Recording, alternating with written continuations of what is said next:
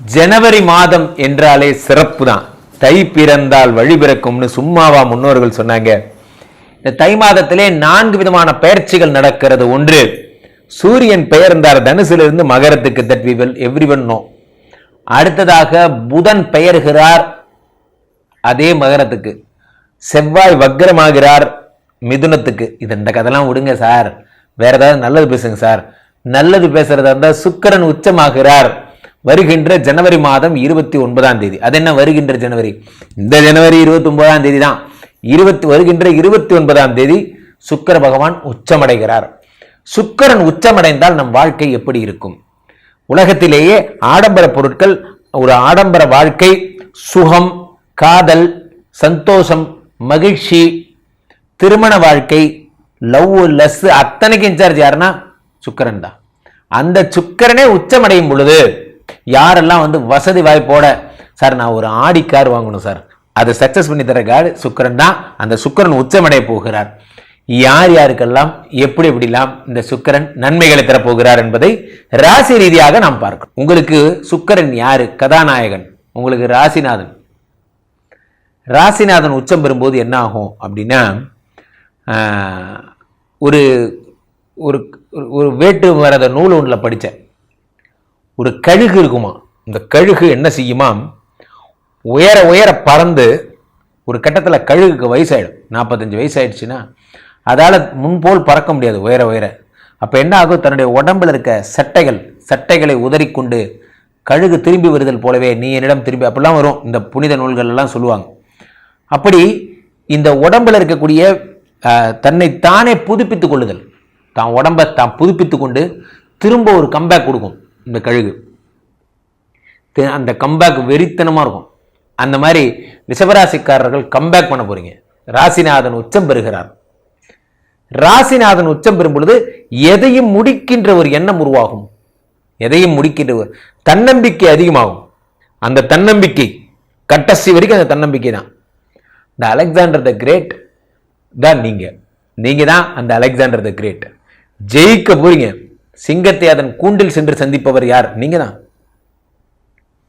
நிச்சயம் ஜெயிப்பீங்க, கவலையப்படாதீங்க. உங்களை அடிச்சு ஒருத்தன் பிறந்து வரணும். அந்த அளவுக்கு நீங்க பிரமாதமா இருக்க போறீங்க.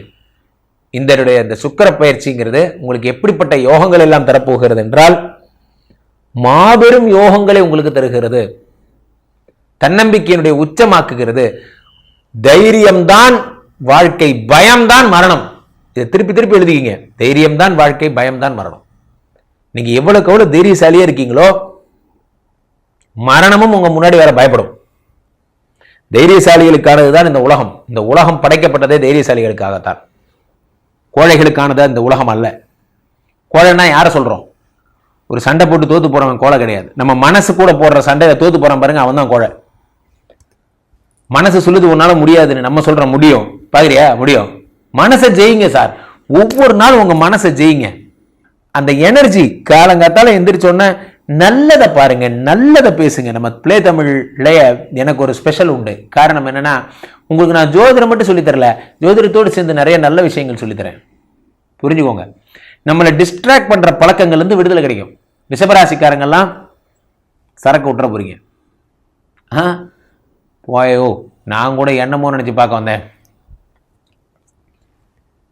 அது இருக்கிற மனுஷனுக்கு இருக்கிற ஒரே சந்தோஷம் அதுதான். அதையும் கூட சொல்றாங்க. நல்லா புரிஞ்சுங்க. உங்களை டிஸ்ட்ராக்ட் பண்ற எந்த ஒரு விஷயத்தையுமே விட்டுருங்க. ராசிநாதன் உச்சமடைகிறார்.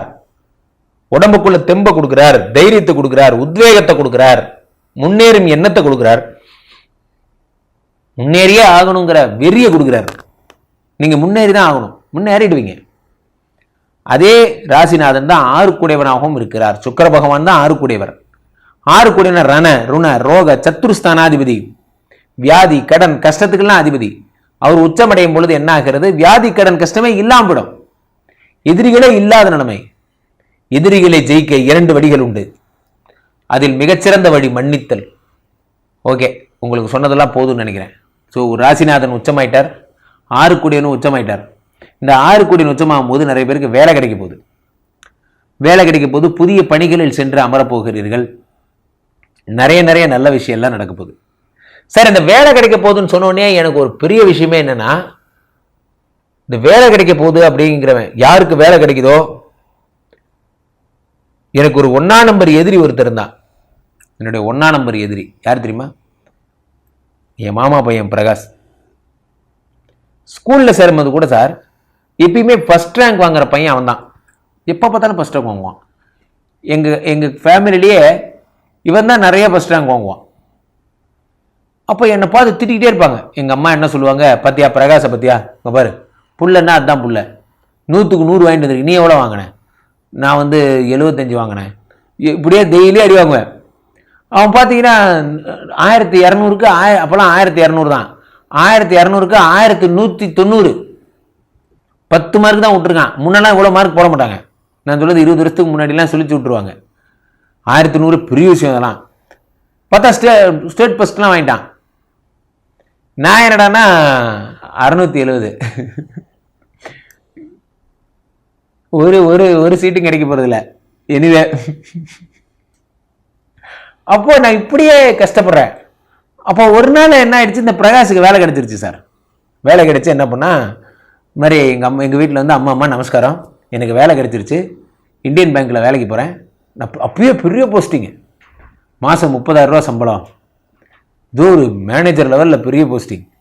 எங்கள் அம்மா என்ன பார்க்குறாங்க, நான் 5,000, ஒன்லி 5,000 இன்க்ரிமெண்ட்டு, வருஷம் 100 ரூபா. இவ்வளோ வேகப்படக்கூடாது, பொறுமையாக தான் 100 ரூபாயே ஏற்றுவாங்க. இதெல்லாம் ஒரு புள்ள அப்படின்ட்டு நான். ஆனால் எங்கள் அம்மா என்னை வெறுக்கலை சார், சொல்கிறேன் நான். சரி, என்றைக்குமே விதிக்கிறது விதிக்கப்பட்டு தான் நடக்கும், நல்லா புரிஞ்சிங்க. அப்போ கொஞ்ச நாள் கழிச்சு என்ன ஆகுது, ஒரு இந்த பிளாக்கீஸ் இருப்பாங்க பார்த்தீங்களா, அதாவது அமெரிக்காலேயே கருப்பின குடிமக்கள் இருப்பாங்கல்ல, நான் யாரையும் குறைச்சி சொல்ல, இவனுக்கு என்ன டேஸ்ட்டோ தெரில, அதை பிடிச்சி கல்யாணம் பண்ணிட்டு வந்துட்டான். இப்போ ஏன் டர்ன், இப்போதான் ஏன் டர்ன். நான் என்ன பண்ணுறேன் எங்கள் அம்மாட்ட, அப்புறம் என்னவா நம்ம தம்பி ஃபாரின் போனாருன்னு சம்பாதிச்சாருன்னு, இப்போ எப்படி வசதி எப்படி அப்படின்னு நான் கேட்குறேன். எங்கள் அம்மா உடனே என் கேள்வியோட ஆழத்தை புரிஞ்சுக்கிட்டு, அவன் கணக்கு நான் வெட்டிப்பேன், நீ வேலைக்கு போ கிளம்பு. சும்மா அவன் ஒரு ஆளு, வாழ்க்கை ஒரு நிமிஷத்துல திருப்பி போட்டுருச்சு பார்த்தீங்களா. சிவராட்சிக்காரங்க 1-6 கூடியவன் உச்சமானா என்ன ஆகும், எதிரிகள் தன்னால் ஒழிந்து உங்களுக்கான நல்லது அதுவே மடியில விடும். நீங்க என்னமோ லோயர் பெர்ஃபார்மன்ஸ் தான், ஆனா உங்களோட ஒரு லோயர். நமக்கு ரொம்ப சந்தோஷமே என்னன்னா, நம்ம ஃப்ரெண்டு ஃபெயில் ஆயிட்டானா நமக்கு ரொம்ப சந்தோஷமா இருக்கும். டேய் மச்சா நீ எவ்வளோ மார்க்கு, நானாடா நான் 336. அப்போ நம்ம ஃப்ரெண்டு நீ எவ்வளோடா, நான் 278. ஐ ஜாலி, அப்பாடா நம்ம ஃப்ரெண்டு நம்மளோட நிறைய மார்க் எடுக்கல. என்ன ஒரு நம்ம ஒன்னே கவலைப்படாதரா, நமக்கெல்லாம் நல்ல வாழ்க்கை கண்டிப்பா கிடைக்கும். அவன் ஒரு கவலையும் பண்ணல, நீ தான் கவலைப்பட்ட. ஒருவேளை இவன் 400 ஆயிட்டானா நம்மளால தாங்கவே முடியாது. ஆகிய ரிஷபராசிக்காரர்கள் உங்களுக்கான அதிர்ஷ்டம் மடியில் விழ போகிறது. செம்ம ஜாலியா இருக்க போறீங்க.